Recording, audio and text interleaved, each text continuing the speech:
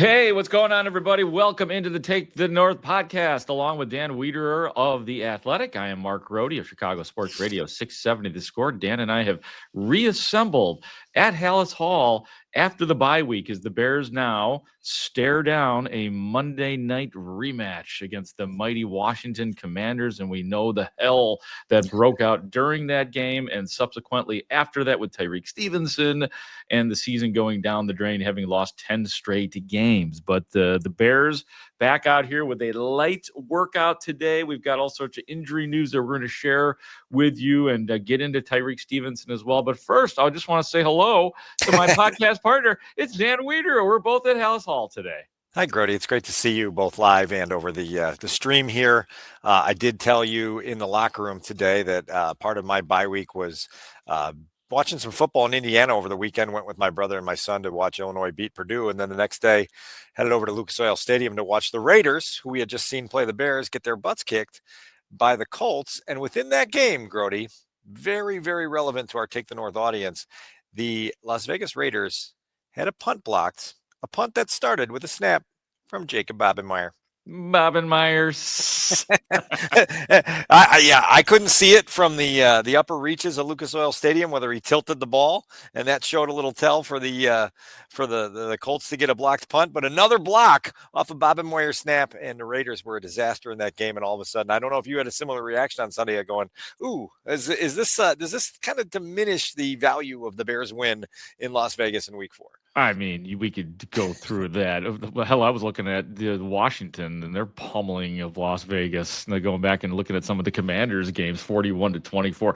Yeah, I don't think they're very good. And I do feel bad for Bobenmeyer because, like, how many mistakes can he handle in a season? I would imagine he's reached his maximum that somebody in his position can have to survive on an NFL roster. Poor Bobenmeyer. You had a good suggestion earlier. If the Bears could get Bobenmeyer to help them in some way, they should try to get him. Hey, here's what I think. If he gets cut, then you make him an ambassador. That's what you do. Bobenmeyer, the ambassador.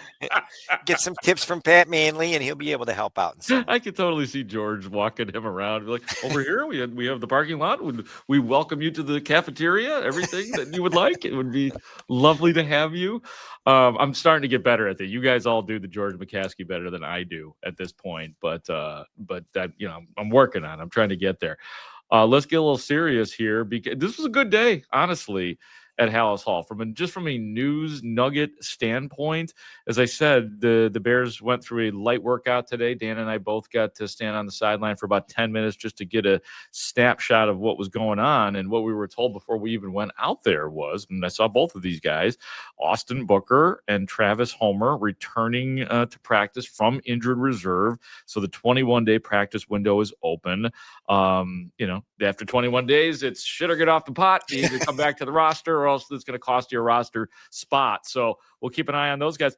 Travis Homer's Travis Homer. He's a very good special teams player, and he can certainly help in the running backs room. He's not the salvation, but I am interested, Dan, in what they have in Austin Booker this year. Well, look, and that was a story, obviously, in the early parts of training camp through a couple of the preseason games. You see some of the flash, some of the production, and you say, can he help a pass rush that needs a little bit of help after the first month of the season? And so we'll see how quickly Austin Booker can get conditioned, get back up to speed, kind of get himself back out on the field. And then can he make a difference in that defensive front rotation? That's going to be a big deal for the Bears going forward. It's a young player that they believe in that can emerge and be helpful. Next step is just getting back out and playing a little bit and seeing how you handle that part of the test. And we'll see which direction Austin Booker takes that. I don't believe anybody on the Bears right now, Dan, unless you could tell me differently, has double-digit sacks right now. So that issue on the defense persists. It persists. And look, the other thing that persists and the run defense, and we can talk about this later in the week when we get a little bit more into the game matchup, like they're the worst run defense in the NFL, and they're about to go play the best run offense in the NFL. And so it's a big week here of getting things cleaned up and corrected on the injury front. As you said, Austin Booker's return is a big deal. and they seem to be getting healthier defensively. Kyler Gordon seems to be on track. I would imagine that TJ Edwards is trending in a direction where he could be back on the field Monday in Washington. And so you're just trying to get a little bit more whole coming out of the bye. As early as it is, it gives you an opportunity to get healed up as best as possible. Yeah, I was very surprised going into that locker room. And Kyler Gordon has been present, but we haven't really talked to him much. And I just went up to him and casually said, before I even opened up a microphone, I said, "Are you playing?" And he said, "Yep, I'll be out there." And I was like, "Wait a minute. You're good," because sometimes he'll mess with you a little bit. Yeah, Right? yeah. I remember last year when he was going through his hamstring thing after the London game, was it? And he would just be like, "Yep, I'm good to go." And then he'd look at me and be like, "Well, maybe not though." So I was like, "All right, so can we actually get this on the microphone?" Kyler Gordon said he will play. He said, no doubt about it, he will make his debut this season on Monday night against the Washington Commanders. It's huge to their offense. Look, I think that Dennis Allen was intrigued with him from the beginning. The Bears obviously paid Kyler Gordon to, extend beyond what he has done, and that's been a really good nickelback for the last couple of years. I'm very interested to see how, now that Dennis Allen has one of his key points back out there, how he might change the defense when he does indeed play. Listen, you sat here with me during the summer and heard Dennis Allen talk about some of the creative inspiration he had with using a player with this kind of skill set and the way that they could kind of play that chess game with a player that they think can be a matchup advantage for them. And so we haven't seen it in regular season action. We haven't seen what it's going to look like, and it'll be fun to kind of see what they have in store and how it impacts the entirety of the defense for a group that, this is a team that we expected to sort of need some time to find its identity. I think on both sides of the ball, that's true. And now defensively, you're trying to work your way into a place where you can enter November knowing exactly who you are and trying to hit that stride at a time where you really need to hit it. 2-2 feels like a perfect place for the Bears right It does. now, It right? really does. Yeah. It's spot on. One more injury recovery, it looks like, for the Bears is Colston Loveland. Colston Loveland said straight up into my microphone today that yes, he will play. He said he feels way better than he did. He has the hip injury. And he also said, he was able to commiserate a little bit with Cole Kmet on that, because Cole Kmet had a hip injury. I guess Loveland did have a similar hip injury while at Michigan, and he said it was quick to heal, so he was never worried about it. The Bears never really put, big concern about it. But here we go again. It's kind of a restart for Colston Loveland, who has been perfectly up and down and really not showing yet what he is here for, and that is to run great routes and make big plays down the field. I mentioned my trip to Indianapolis over the bye weekend. Tyler Warren visited the end zone again, and he's having that type of production that says, okay, when is the Bears, top 10 pick at the same position gonna have that splash impact? You hope sooner rather than later. We'll see what they've got in store for Colston Loveland both this week and beyond. And again, like I think, you even heard it in DJ Moore's voice today, this understanding that, okay, the bye week is quickly in our rearview mirror. It's not a great place to have it in DJ's, sentiments, but now you've got to go out and play, 13 consecutive weeks from here on out. And in those 13 weeks, you got to figure out who you are and what you're good at and really accentuate those strengths. And that certainly applies to the rookie tight end as well. Yeah, he was, DJ Moore was lamenting having the bye week this early. I didn't really ask many other players about it. I would imagine that they're probably on track with that. I don't know. I guess if you're a young player, you probably don't know any better, and you're just like sick. We got a week off, and it doesn't really matter when it is. But he said it's bad, like, because like you just said, Dan, like 13 weeks in a row. Yeah. Like if you play a few more games, like you probably are gonna have more bumps and bruises, so the recovery is more on point. So yeah, he couldn't stand it. He made that very clear to us. Yeah, very clear. It was. I mean, there was no gray area there. Talking to DJ about it, I do think that Black Friday game next month is going to give them a little mini bye. You're going to take the weekend off after that. Maybe get a little extra time to kind of have a exhale and a very, very mini bye, not preceded over by mini Ditka. But we'll see what it does, because I think this team is put in a little bit of a challenging state here with that already behind them. But again, I thought Ben, since the spring, really leaned into the idea of this from a vision standpoint, where it allowed the Bears to kind of recalibrate, reassess, figure out what they are and what they aren't, and try to get going in that area to put together a team that can be competitive deep into the season. No doubt, no doubt. And before we get into what really is the headliner of this week, and that's Tyrique Stevenson and what happened last year against the Commanders in Washington, the Hail Mary and the carelessness by Tyrique Stevenson, obviously. Just a couple more injury notes. I don't have a good feel. Did you see TJ Edwards in the locker room? I didn't see TJ Edwards in the locker room. Maybe I he didn't see him was. in the locker room. Did see him on the practice field, so it felt like Yeah. that there was some positivity there. Go on with Yeah, your yeah, log. yeah. So yeah, TJ check. Yeah, I saw him on the practice field.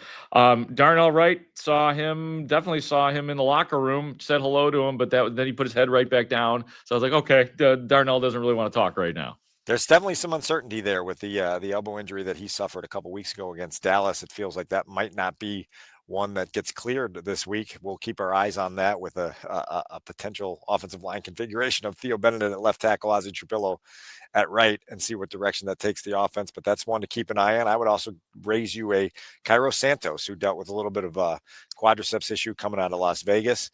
We're going to keep an eye on that as we go through the week with Jake Moody here in the building and potentially in line for game day activation if needed. How about I raise you a Grady Jarrett and Okay, the love it. knee injury? So he definitely saw him in the locker room, out there on the field. Again, it was a light, essentially walkthrough type of practice from what we could gather. No pads. They'll go a little bit more full force, I believe. We're recording this on a Tuesday. They'll Yeah. go a little harder on Wednesday as they look forward to unique week with the Monday nighter. So I think that's it for the injury report. Dan, is that it? We're Yeah, leaving anybody Jaquan off? Brisker, we didn't see him on the practice field. He was in the locker room today. He expressed that he was doing fine, but no idea what kept him out of practice for the portion that we were allowed to watch today. And so that's one to keep an eye on when the official injury report comes out. I will add to that he politely declined to speak to the mass media today. So hopefully he's okay, and we'll get more answers to all these things as the week goes on. It is early, but before we get to Tyrique, Ben Johnson was pretty honest, Dan, about the offense. It was the first question that he was asked in his press conference coming off the bye week, and said things like it's a work in progress and not good enough. And he said similar things coming off the win over the Raiders, even though it was a win, and we all know that was a flawed victory for the Bears. What did you think about his message, and how do you think the players are taking his message?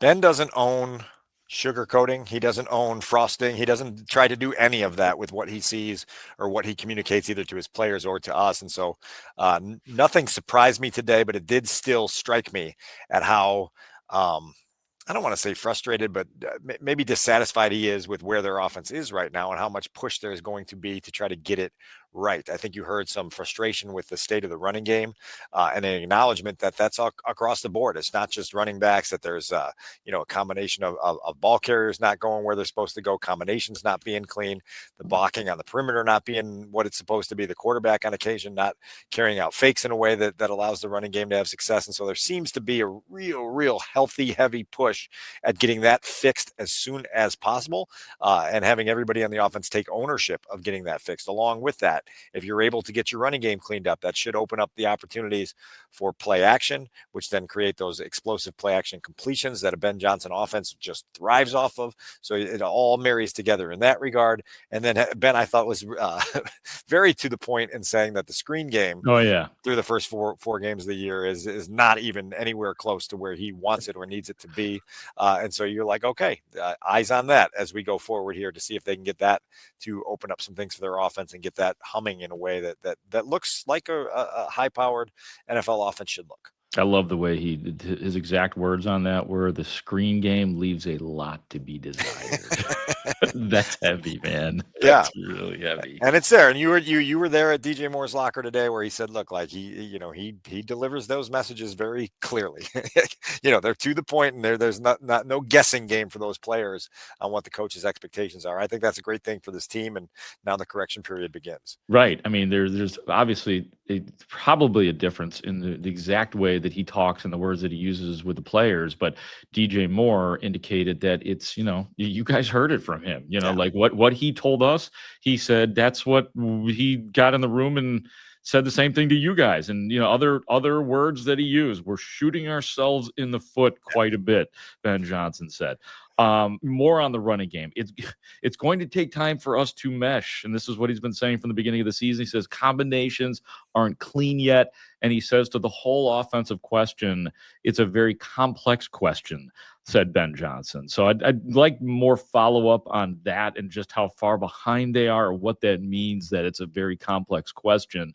And one other interesting thing I thought he said, Dan, was, with the trade deadline coming up, somebody asked a question about the running game, and hey, is that the time to maybe, is it personnel? Do you need better running backs? Paraphrasing the question. And his answer was, somewhat paraphrased again, Ben Johnson said, our running backs are fine. So, yeah. and again, it wasn't an overbearing, he wasn't mentioning names. He wasn't saying DeAndre Swift is great and Monunga is the best and Roshan will get in eventually. It was, our running backs are fine. So he kind of poo-pooed the idea that the Bears would bring in another body at the trade deadline or are looking to do that, which is a little surprising. I think he envisions this being correctable through correction, and not necessarily addition with personnel. And so, look, like DeAndre Swift averaged a career worst 3.8 yards per carry last year, and it's down to 3.3 this year. And so there definitely needs to be a spike there. But as Ben said, coming out of the Raiders game, that there's a lot of plays there where the running backs don't have anywhere to go when they get the football. And so all of that has to be cleaned up quickly. It's got to give you a chance to win, and you've got to be able to make those things happen with your offense. And you also mentioned playing behind the sticks a lot. I think my count, I got to triple check this, 23 offensive penalties through the first 4 games. Like, that's too many. Like, that's way too many. A lot of them are the pre-snap variety. You're not going to be able to play winning football in that regard. And that was another thing Ben said today, is like, we've done a nice job responding after we've gotten penalties, but it's not sustainable to play football that way. And so we've got to start to eliminate the shoot yourself in the foot mistakes that suddenly set you behind. And speaking of shoot yourself in the foot mistakes, the biggest, Tyrique Stevenson basically shot his entire foot off last year after what was it, the 9th week of the season, something like week that. 8 last year. Week 8 in Washington, where the Hail Mary and the botched defense, because Tyrique Stevenson was late because he was hanging out with the fans and going back and forth with the fans.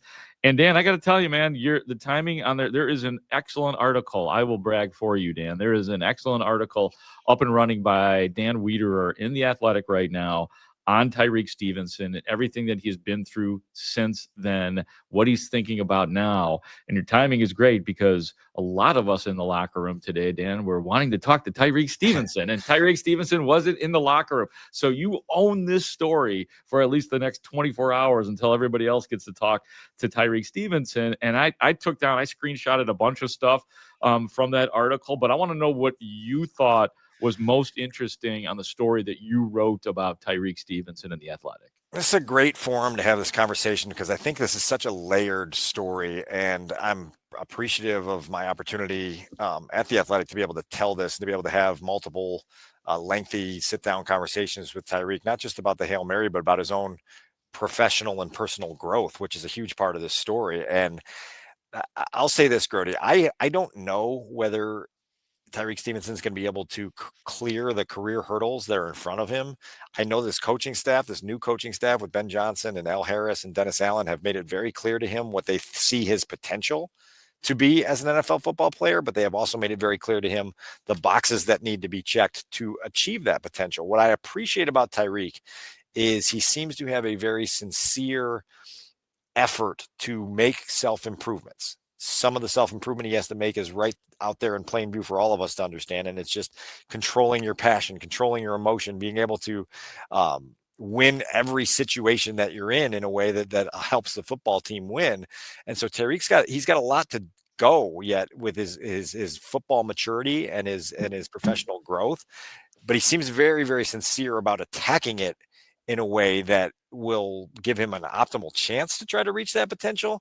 I'll turn it over to you there, and we can unpack a few things, including some of the very, very blunt commentary of his mentor from back home, Rudy Trevino, who was a coach and mentor to him back in South Florida, with some pretty cool commentary in the article I wrote that will give you an indication of the direction Tyrique needs to take things. Yeah, let's just put it this way. He's got a guy that is honest with him, and that's what friends and mentors mentors and coaches are supposed to do at their very best. So yeah, we'll go through some of that. But Tyrique Stevenson, it seems like to me what I have concluded in a lot of ways about Tyrique Stevenson is it takes maximum effort for him to focus every single day, to focus on every single play, or he'll let down and he'll get into a scuffle with a guy, he'll get into a jawing match with a guy, and it's always like half the time nothing happens. Yeah. But it's sort of like in baseball, PCA slamming the bat down when he gets all pissed off. It's like you gotta think a little bit, and it seems like he even told, I don't know if you had this in the article. I don't know that you did, Dan.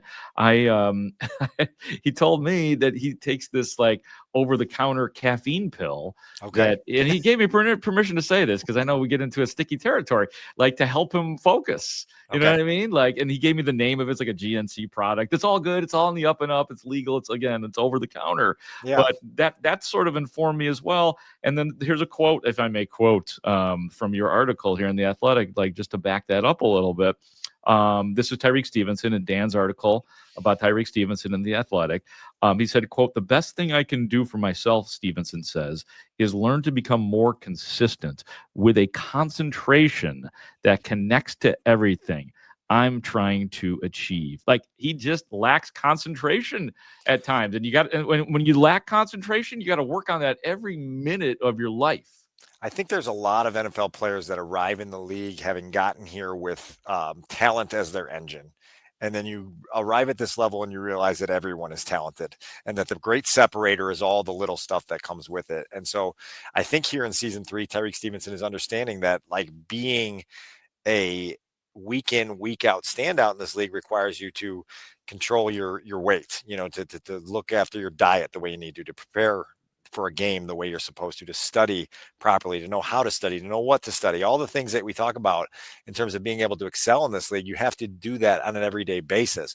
One of the things I love, and you and I have talked about Kevin Byard on this podcast a number of times, is his professionalism and his ability to be a sounding board for Tyrique seems to be a really good pairing, right? Where you've got this guy who really understands how to attack every single day with the focus and the preparation and the concentration and just the habits that are required to succeed, being able to tell a guy in year 3, like, look, man, like, you've got to go after this, with a daily dedication to discipline, with all of these things on this box. And I like this, Kevin Byard. This didn't fit in the article, but I kept it here on my notepad to share. He said, when you have a big game on Sunday, your first reaction should be, I need to play like this next Sunday too.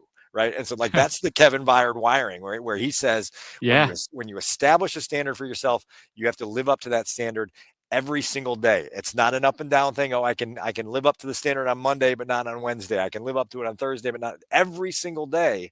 You have to establish and live up to the standard that you've set for yourself. And that's who you're going to be as a professional football player. So I do love that kind of like unique pairing between the veteran safety and the young guy who's clearly willing to listen and having that kind of relationship that's grown over these last 2 seasons. Well, then I'm going to give you another. I see your one Byard quote that didn't make the article. Let me give you one to the audience here that did make the article. And I thought this was interesting that Kevin Byard said, Tyrique needs to know you care about him as a person. When you give him that, it becomes so much easier for him to accept your criticism, to allow you to talk to him in ways that hold him accountable. It sounds like that's a place that he is just arrived at. Like, Tyrique Stevenson is open to that kind of stuff. Is that what you got derived from that, Dan? That it took a while for him to really trust his vets, so to speak? Well, and I think it's just you got to find the right people to trust. He has also credited Jalen Johnson and Jaquan Brisker for being people that have been really good at being honest with him and being supportive of him without being, overly supportive, right? Like, guys that will be hard on you, that push you to be more than you are now and push you to attack your potential. I also thought it was interesting that Tyrique said that he's really responded to this new coaching staff, whether it's Al Harris or Dennis Allen or Ben Johnson, and saying, I know what it is and I know what it ain't. Like, these guys tell you what they want from you, and that's fine. Like, it's great to hear. And now you've got to go out and adhere to that, because I do think there is a genuine want for Tyrique Stevenson to be all he can be for this group. And look, like, there's a lot in his background to get to this point. That is a path that I think you'll learn from the article.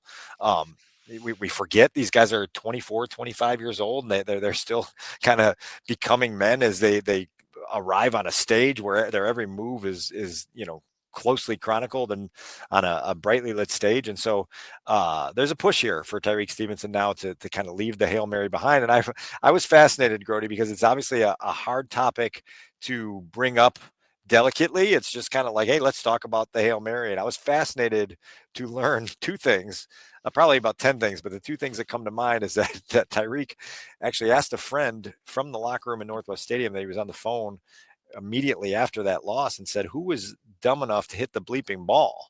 And then he was told and then he was told it was him. And it's like, oh, SHIT, right? Like here we are. Like that was me. And then he gets on the phone with his mentor, Rudy Trevino, from back in South Florida, and Rudy tells him straight up, like, this is who you are sometimes. That was BS. But you have to understand that this is who you are. You let your emotions get the better of you sometimes. You're a little bit out of control, and it's costly. And so while Tyrique was intensely down, as I'm sure you would imagine you would be in a moment that's that embarrassing and that humiliating, Rudy basically told him, this is how you should feel. You let down 52 other players, you let down 20 some coaches, you let down one of the most passionate fan bases in all of professional sports. You should feel down. Now you just can't stay down. You got to figure out a way to get back up, and it's not going to be easy. Rudy told me straight up, quote, that was bull bleep. What you showed and what you did, that's who you are sometimes. You can try your best to avoid that, to escape it, but let's be real. That's who you can be sometimes, close quote. We should all get that kind of advice, or maybe not. I don't know. Some of us will handle that better than others. My editor at The Athletic, Mike Sansoni, and his first reading of a rough draft sent me back a note that said, we all need a Rudy Trevino in our life. And I kind of agreed, because I got off the phone with Rudy and was like, man, like that dude was refreshingly honest, to the point, in a way that is driven by care for Tyrique to go out and make the best of this. Listen, like, Grote, we can talk about this in so many different forums and perspectives. Tyrique Stevenson is in year 3 of his NFL career. If he plays to the level that he's capable of playing, he could get a life-changing contract extension when this season ends, right? Going into his final year of his rookie contract, they may reward him. Or if he doesn't meet expectations, his career could be hanging by a thread as he goes into 2026. And this is a guy who just this April welcomed his first child to the world, Tyrique Stevenson Jr. It's given him added purpose. When you think about that in the context of what these guys are playing for, right? It's not just the game on Sunday. This is life, right? Like, this is the path your life is going to be on for the foreseeable future. You realize the stakes of this. And so I think it's very fascinating at a minimum to kind of watch how Tyrique responds. And then certainly the return to Washington on Monday is going to be an interesting one to follow, because the Monday Night Football microscope is going to be all over what happened last year as they chronicle what's happening this year. Oh, and the fans will be merciless, I'm sure, Yeah. and try to get his attention. And honestly, he's going to have to avoid responding to them. I hope that for once he just no engagement whatsoever from Tyrique Stevenson. One thing he said too, I didn't screenshot this, but it's just kind of a fun little thing. He mentioned that he said to you something about that a song that you listen to that works if you're in a good mood or a bad mood or something like that, like the most all-purpose song we were talking about his passion. And so it was really interesting, because I told him that one of the reasons I was drawn to him as a rookie in 2023 was you could feel his passion from the moment he got in this building. And he showed me, he's got a tattoo on his left bicep that says passion on it. And he said, when it's in its good spot, it's like that song you can listen to whether you're happy, whether you're sad, whether you're mad, and it just puts you in that spot. There's a flow state to it, and like, so that's where he's trying to get that needle. And he said when it gets outside of that, he compared that to walking through the bedroom with the lights off and banging your shin on the corner of the bed. And it's just like, oh yeah, yikes! Like, this is a problem now, and we got to try to get back on track. And so again, like, I think the hardest thing about writing this story for me was trying to do this in a way that was appreciative of Tyrique's journey and his efforts at this point, while also, being very, very forward that some of the potholes that he stepped into are ones that he's created himself, and that there are a lot of people that have given a lot of sport over the years that echo a similar sentiment. Like, you've got all the potential in the world, but you got to make sure that you handle your stuff. Your end of the bargain has to be lived up to. Otherwise, this isn't going anywhere. And so that's kind of the high wire act that Tyrique Stevenson's on right now. It's a great article. Check it out in The Athletic. We gave you some of it, but there's much more than even we discussed just now. So, like I said, check that out. That's going to probably do it for us here today, but we will be, as the week goes on, using words like Jaden Daniels and Ja'Cory Krosky-Merritt and Terry McLaurin and Deebo Samuel and Dan's guy. I bet you love Bobby Wagner, old linebacker. Just a vet, right? Hard hat guy, just comes in, produces year after year. Von Miller, Eddie Goldman is on the Washington Commanders. That was the one today. I was like, wow, I didn't realize that he was still kicking around. Good for him. I think there was a point where we're like, maybe football's in his rearview mirror, and he's back and he's still rolling. And Dan Quinn's obviously found a spot for him in his defense. We'll bring up Dan Quinn's name as the week goes on. We'll bring up Cliff Kingsbury's name as the week goes on. I love it. It's going to be a great week ahead here for Take the North. For Dan Wiederer of The Athletic and of The Score, for Adam Stadzinski, our executive producer, I'm Mark Grote, saying thank you so much for watching and listening to the Take the North podcast. Great talk. See you out there.